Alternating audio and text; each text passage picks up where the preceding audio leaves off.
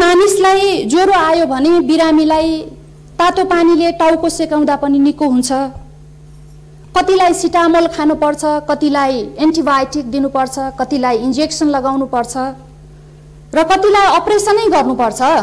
अहिले प्रतिनिधि सभालाई सभामुखज्यूले बिरामी बनाउनु भएको छ। यही सभामुखज्यूको कारणले यो रोग बढ्दै गयो भने सिटामोलले पनि भ्याउँदैन, एन्टिबायोटिकले पनि भ्याउँदैन र इन्जेक्सनले पनि भ्याउँदैन र अपरेसनै गर्नुपर्छ। सम्माननीय अध्यक्ष महोदय, माननीय सदस्यहरू, राष्ट्रिय सभाको आजको बैठकको कार्यवाही प्रारम्भ हुन्छ। माननीय कोमल ओली, संक्षेपमा आफ्नो भनाइ राख्नु।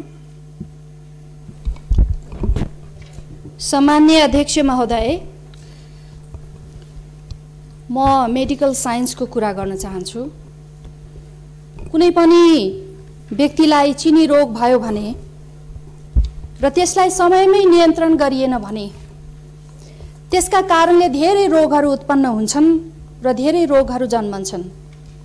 जसरी एउटा छालाबाट ज्याकेट बन्छ, ब्याग बन्छ, बेल्ट बन्छ, जुत्ता बन्छ, त्यसरी नै प्रतिनिधि सभाको कमजोरीका कारणले अन्य धेरै रियाक्सनहरू उत्पन्न हुन सक्छन्। त्यो रियाक्सनलाई रोक्नका लागि, त्यो रियाक्सनबाट उत्पन्न हुने खतरालाई रोक्नका लागि सभामुख इमानदार हुनुपर्छ र सभामुखज्यूले त्यो कुर्सीको महत्त्व राख्न सक्नुपर्छ। त्यो कुर्सीको महत्त्व राख्न नसक्नुका कारण, नियम पालना नगर्नुका कारणले गर्दाखेरि राष्ट्रिय सभामा पनि त्यसको असर पर्यो र विभाजन हुन पुग्यो। सम्माननीय अध्यक्ष महोदय, मेडिकल साइन्समा कुनै मानिसलाई ज्वरो आयो भने बिरामीलाई तातो पानीले टाउको सेकाउँदा पनि निको हुन्छ। कतिलाई सिटामोल खानुपर्छ, कतिलाई एन्टिबायोटिक दिनुपर्छ, कतिलाई इन्जेक्सन लगाउनु पर्छ र कतिलाई अपरेसनै गर्नुपर्छ। अहिले प्रतिनिधि सभालाई सभामुखज्यूले बिरामी बनाउनु भएको छ। यही सभामुखज्यूको कारणले यो रोग बढ्दै गयो भने सिटामोलले पनि भ्याउँदैन, एन्टिबायोटिकले पनि भ्याउँदैन र इन्जेक्सनले पनि भ्याउँदैन र अपरेसनै गर्नुपर्छ। सम्माननीय अध्यक्ष महोदय, अपरेसन गर्ने भनेको सभामुखज्यूले राजीनामा दिने कुरा हो। अब यो कुरा जसले बिरामी बनाइरहेको छ, जसले भाइरस बढाइरहेको छ, उसले सोच्ने कुरा हो, अर्थात् सभामुख महोदयले सोच्नु पर्यो। सम्माननीय अध्यक्ष महोदय, यदि यो भाइरसलाई समयमै नियन्त्रण गरिएन भने अरू पार्टीहरूमा पनि जान्छ। अरू पार्टीमा जानु भनेको नेपालका राजनीतिक पार्टीहरू अस्थिर हुन्छन्। नेपालका राजनीतिक पार्टीहरू अस्थिर हुनु भनेको नेपालका सरकारहरू अस्थिर हुन्छन् र सरकारहरू अस्थिर हुनु भनेको नेपालको संसदीय प्रणालीको अन्त्य हुन्छ। सम्माननीय अध्यक्ष महोदय, यो भनेको मानिसको शरीरभित्र लङ्समा भएको 4th स्टेजको क्यान्सर हो। यो क्यान्सरलाई कुनै पनि औषधिले काम गर्दैन, तसर्थ यसलाई रोक्नुपर्ने हामी सांसदहरूको कर्तव्य हो। सम्माननीय अध्यक्ष महोदय, हुन त राष्ट्रिय सभा बौद्धिक कुराहरूलाई पूर्णता गर्ने सदन हो। प्रतिनिधि सभामा भएको अपुगलाई यसले पूर्ण गर्ने काम गर्छ। तथापि सभामुखका कारणले गर्दाखेरि हाम्रो राष्ट्रिय सभा पनि आज विभाजन हुन पुगेको छ। त्यसकारण हामी यो क्यान्सरलाई रोक्न चाहन्छौँ। यो रोक्नका निम्ति कठोर निर्णय गर्नुपर्ने अवस्था आयो। नचाहँदा नचाहँदै पनि वादे वादे जायते तत्त्वबोध भनेर जुन छलफल गर्ने ठाउँ हो, त्यसलाई बाध्यतापूर्वक रोक्नुपर्ने भएको छ। यो रोक्नुको मतलब 4th स्टेजको क्यान्सरलाई अगाडि बढ्न नदिनु हो, क्यान्सर हुन नदिनु हो। सम्माननीय अध्यक्ष महोदय, भलै बुद्धिजीवीहरूको सोचाइमा राष्ट्रिय सभा किन बन्द गर्ने भन्ने छ, तर प्रतिनिधि सभा र राष्ट्रिय सभा एक अर्काका पूरक हुन्। त्यसैले राष्ट्रिय सभाको कारबाही पनि अगाडि बढ्न सक्दैन। सम्माननीय अध्यक्ष महोदय, धन्यवाद। माननीय सदस्यहरू, यहाँहरूले आफ्नो कुरा बारम्बार राख्नु भएको छ। म नेपाल सरकार सम्माननीय प्रधानमन्त्रीज्यूलाई यो समस्या समाधानको लागि वार्ता र सहमतिबाट अगाडि बढ्नको लागि अग्रसर हुनको लागि आग्रह गर्दछु। यहाँहरू बसेर हाउसलाई नियमित चलाउनको लागि सहयोग गरिदिन पनि म अनुरोध गर्दछु। यहाँहरू कुरा राख्नु भएको छ, राष्ट्रले सबैले सुनेको पनि छ र छलफल र संवादबाट नै समाधान निस्कने हो। त्यसो भएको हुँदाखेरि हामी छलफलको माध्यमतिर जाउँ, हाउसलाई नियमित चलाएर त्यसो गर्दा त्यसो बनिएर राम्रो पनि हुन्छ।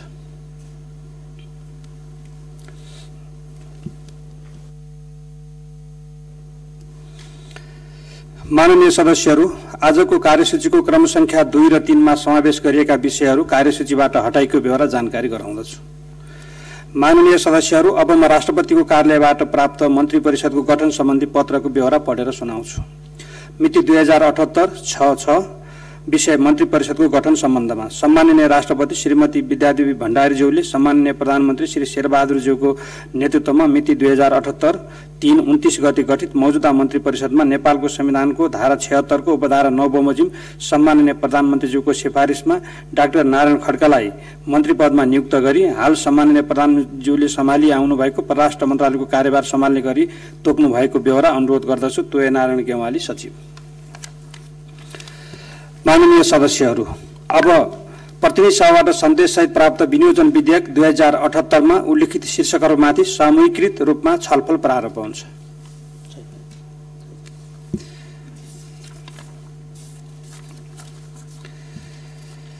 माननीय सदस्यहरू, प्रतिनिधि सभाबाट सन्देशसहित प्राप्त विनियोजन विधेयक 2078 मा उल्लेखित विनियोजन शीर्षकहरूमाथिको छलफलमा भाग लिन कुनै पनि दलबाट माननीय सदस्यको नाम प्राप्त हुन नआएकोले उक्त छलफल यही समाप्त हुन्छ। माननीय सदस्यहरू, अब म विधेयकको दफा 2 देखि 11 सम्म र सोसँग सम्बन्धित अनुसूची 1 र 2 प्रतिनिधि सभाबाट सन्देशसहित प्राप्त विनियोजन विधेयक 2078 को अंग बनोस् भनी निर्णयार्थ प्रस्तुत गर्दछु। यो प्रस्तावको पक्षमा हुने माननीय सदस्यहरूले हुन्छ भन्नुहोला र यसको विपक्षमा हुने माननीय सदस्यहरूले हुन्न भन्नुहोला। यो प्रस्तावको पक्षमा हुने माननीय सदस्यहरूले हुन्छ भन्नुहोस्। यो प्रस्तावको विपक्षमा हुने माननीय सदस्यहरूले हुन्न भन्नुहोस्।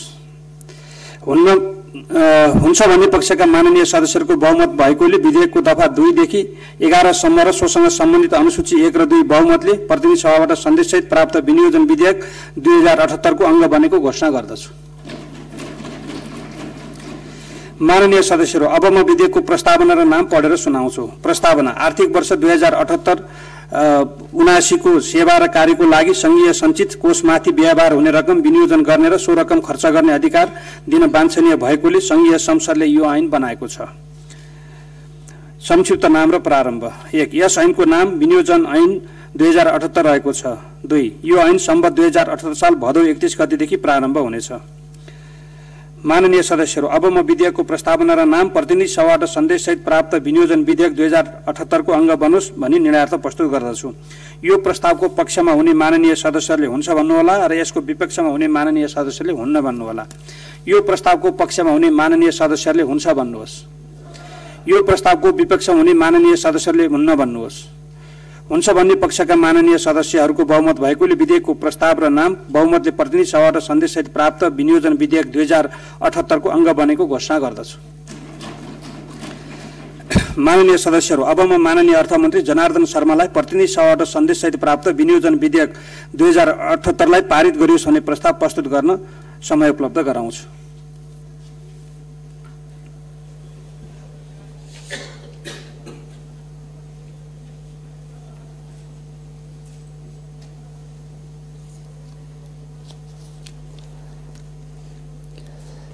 सम्माननीय अध्यक्ष महोदयको अनुमतिले प्रतिनिधि सभाबाट सन्देशसहित प्राप्त विनियोजन विधेयक 2078 लाई पारित गरियोस् भन्ने प्रस्ताव सभा समक्ष पेश गर्दछु। धन्यवाद।